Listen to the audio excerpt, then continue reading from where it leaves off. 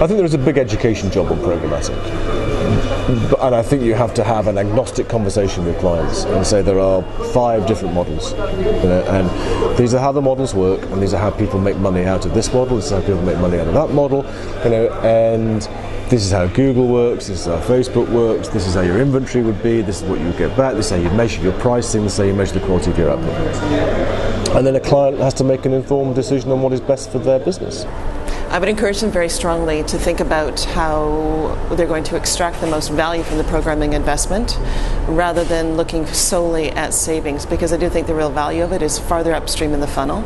You have to have that conversation to really help them understand it, to help them understand the value of context in the larger conversation. I mean, I think that's the most important conversation to have. You know, I think the question about how you look at clients saying we want to save money through programmatic, we're constantly trying to have the conversation not about saving cost, dropping this, but more about what's the value we're getting. Will you be willing to pay 10% more to get 100% more value out of it? Every one of our clients are going to say yes to that. So for us, when we're having the conversation about programmatic leading to costs, it's much more about leading to cost cuts. It's much more about, okay, how do we do it? We may save some money there, but how do we get more value out of it? I think the best thing I can say to our clients is programmatic might mean less total spend, but you might spend more to reach the audience you want precisely. So you're saving money in aggregate because you're eliminating the waste, but you might pay a higher CPM to reach the specific individuals you're looking for, and that's a good thing. Reducing waste is always a good thing. I'd also say it's not inherent that you have to convert that savings to the bottom line.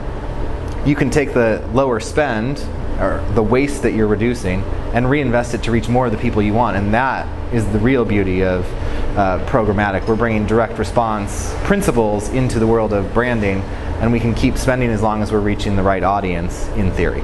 Different clients have different needs. Some people don't want a more exclusive, personalized, premium approach, and some people, do want a tonnage approach, and for some people it is a way of buying mass coverage more cheaply, so it depends what you're looking for.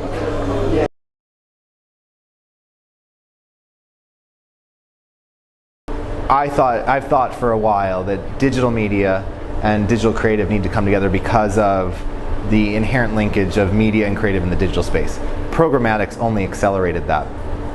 And what we see with programmatic is an immense amount of data signals that come into the process that creative agencies don't always have full access to or fully understand, that provide a great deal of insight in terms of the content we can create to speak to very specific microsegments. So instead of speaking to women 18 to 24 or 18 to 34 or 18 to 45 like some of our clients have historically briefed the agency on, we can now speak to very specific individuals. I do think media and creative need to be side by side from the get-go. You know, you look at how companies are structured now, and very often media sits completely separate from where the creative ideas are generated.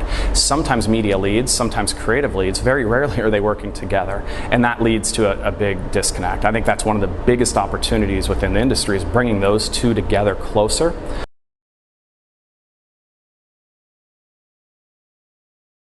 It's a bit of a myth, right? Big data does very much exist. What doesn't exist, and I think what causes fear in a lot of people's hearts, is the ability to get at the insights out of big data. That's really what they're talking about when they're talking about that. So we use it as sort of a catch-all for a series of industry maladies that I think is something that we really need to focus on and clarify, I guess. You know, to me, I have a data and strategy background, so I love data to help solve problems and understand things for our clients.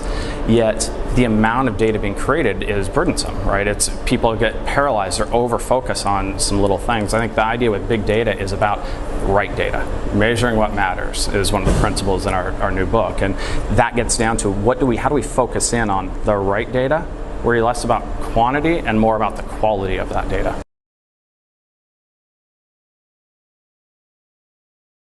I think programmatic on TV is